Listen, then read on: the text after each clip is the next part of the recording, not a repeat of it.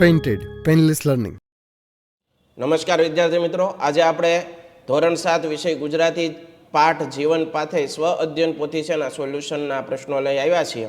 તો પ્રશ્નોની ચર્ચાઓ કરીએ. પ્રશ્ન 1, નીચેના વાક્યો વાંચીએ અને કયો કાળ છે તે લખવાનો. વિદ્યાર્થી ગઈકાલે 3 વાગ્યે પ્રયોગશાળામાં હતા. ગઈકાલની વાત છે એટલે ભૂતકાળ થયો.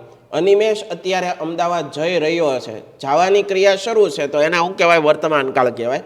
કેતકી આવતીકાલે એટલે કે હજી ગઈ નથી, આવતીકાલે દિલ્હી જવાની છે તો ભવિષ્યકાળ થયો. વિરાટે ગઈ રાત્રે ટીવી શોમાં ભાગ લીધો. ગઈ રાત્રે ભૂતકાળ. યોગેન્દ્ર ક્રિકેટ રમી રહ્યો છે, રમવાની ક્રિયા ચાલુ છે, વર્તમાન કાળ. મિત્રો, હજી સુધી તમે અમારી પેન્ટેડ એપ્લિકેશન ડાઉનલોડ નથી કરી તો આજે જ ગૂગલ પ્લે સ્ટોર પર જઈ પેન્ટેડ એપ્લિકેશન ડાઉનલોડ કરો, જેની અંદર દરેક વિષયના સ્વાધ્યાય પોથી, એકમ કસોટી, સ્વ અધ્યયન પોથીના સોલ્યુશન સાથેના વિડીયો, દરેક વિષયના ડીપલી વિડીયો લેક્ચર, ધોરણ 9-10ના વિદ્યાર્થીઓ માટે લાઈવ વિડીયો લેક્ચર, દરેક વિષયની વિષયવાઇઝ પીડીએફ પ્રોવાઈડ કરવામાં આવશે. તમે ભાવનગરની અંદર વસવાટ કરો છો તો તેના માટે ધોરણ 8 થી 12ના તમામ વિષયનું કોચિંગ પૂરું પાડતી કોચિંગ ઇન્સ્ટિટ્યૂટ એટલે કે આલ્ફા એકેડમી ભાવનગર ખાતે કાર્યરત છે. તમે એમાં જોડાઈ શકો, એનો સંપર્ક કરી શકો. યુટ્યુબની અંદર અમારા વિડીયો તમને ગમતા હોય તો અમારી યુટ્યુબ ચેનલ છે પેન્ટેડ યુટ્યુબ ચેનલ.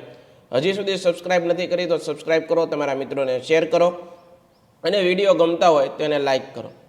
નીચે આપેલા પ્રશ્નોના માટે આપેલા વિકલ્પોમાંથી સાચો વિકલ્પ શોધી અને તેનો ક્રમ અક્ષરમાં લખો. દત્તુને કોલેજમાં ભણાવવા જવાની રજા આપી કારણ કે દત્તુને અંગ્રેજી અને ગણિત બંને સારા હતા.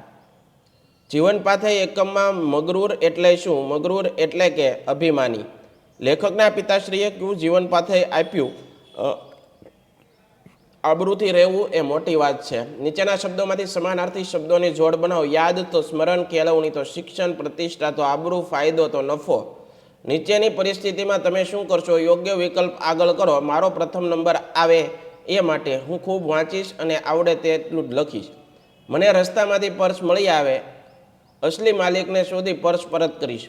મને નાટક જોવા જવાની પિતા ના પાડે તો હું નાટકનું મહત્વ પિતાને સમજાવીશ. નીચેના વાક્યોને પાઠના ઘટનાક્રમમાં ગોઠવો. હું સડક થઈ ગયો, વાંક બીજાનો સજા મને થાય, તારી કેળવણી પર ધૂળ છે, અધર્મમાં પણ ધર્મબુદ્ધિને હું સાચવું છું, એ ખ્યાલથી જ હું મગરૂર હતો, કોઈને ખબર નહીં પડે, સહેજ મારો નફો થશે, વાંક બીજાનો સજા મને થાય, અધર્મમાં પણ ધર્મબુદ્ધિને હું સાચવું, એ ખ્યાલથી જ હું મગરૂર હતો, કોઈને ખબર નહીં પડે ને સહેજ મારે નફો થશે, તારી કેળવણીમાં ધૂળ છે, હું સડક થઈ ગયો. શબ્દો વચ્ચે યોગ્ય અંતર રાખી વિરામ ચિહ્ન મૂકી અને વાક્ય ફરીથી લખો. એ મને કહ્યું, તમે જાણો છો કે મારું અંગ્રેજી અને ગણિત બંને સારા છે. મેં એમને કહ્યું, તમે જાણો છો કે મારું અંગ્રેજી અને ગણિત બંને સારા છે. ત્યાં ભણીને તું એવું જ કરવાનો કે ત્યાં અહીંથી પાછો જા, શું ખોટું? ત્યાં ભણીને તું એવું જ કરવાનો ને એના કરતાં અહીંથી જ પાછો જાય એમાં શું ખોટું? તમારી ગઈકાલની દિનચર્યા રાખો. આજ તારીખ 16 જાન્યુઆરી 2022 રવિવાર. દૈનિકે ક્રિયા પૂર્ણ કરી નાહી ધોઈને તૈયાર થઈ ભગવાનના મંદિરે દર્શન કરવા ગયો. ત્યારબાદ નાસ્તો કર્યો, છાપું વાંચવા બેઠો. આજે રવિવાર હોવાથી સવારે થોડીવાર ટીવી જોયું, ત્યારબાદ જમીને થોડીવાર આરામ કર્યો. બપોર પછી મિત્રો સાથે તેના ખેતરમાં ફરવા માટે ગયો. ખેતરની તાજી હવાનો આનંદ માણવાની ખૂબ મજા આવી. ત્યારબાદ ઘરે આવી થોડીવાર ઘરના વડીલો જોડે વાતચીત કરી. ત્યારબાદ સાંજે જમ્યા બાદ થોડીવાર મિત્રો સાથે બેઠો. સવારે વહેલા સ્કૂલે જવાનું હોવાથી હું સૂઈ ગયો. નીચે આત્મકથા અને તેના લેખકને બંધ પેચકા જોડકા. સત્યના પ્રયોગો. ગાંધીજીએ લખ્યું, મારી હકીકત નર્મદ એવારે અમે વિનોદ ભટ્ટ, ઘડતર અને ચણતર લાલભાઈ ભટ્ટ, સીધા ચડાણ કમૈયા મુનશી, અલ્પજલપ પન્નાલાલ પટેલ, સાફલ્યટાણું સ્નેહરશ્મિ, બક્ષીનામા ચંદ્રકાંત બક્ષી. તમારા જીવનમાં બનેલા પ્રામાણિકતાનો એક પ્રસંગ લખો. હું એક દિવસ શાળાએથી ઘરે જતો હતો, ત્યારે મોડું થતાં ઘરે જવા માટે રિક્ષા કરી. ઘરે પહોંચી રિક્ષાવાળાને પૈસા આપી વિદાય કર્યો. જ્યારે હું ઘરની અંદર પહોંચ્યો ત્યારે મને યાદ આવ્યું કે મારી ઓફિસ બેગ મળતી નથી. બીજા દિવસે ઘરે અને ઓફિસે તપાસ કરી પણ બેગ મળી નહીં. સાંજે પટ્ટાવાળો ઓફિસમાં આવી મારી બેગ આપી ગયો. મેં પૂછ્યું ક્યાંથી મળી? તેને કહ્યું કે રિક્ષાવાળો આપી ગયો હતો. આ પ્રસંગ પરથી શીખવા મળ્યું કે માનવતા હજી જીવે છે.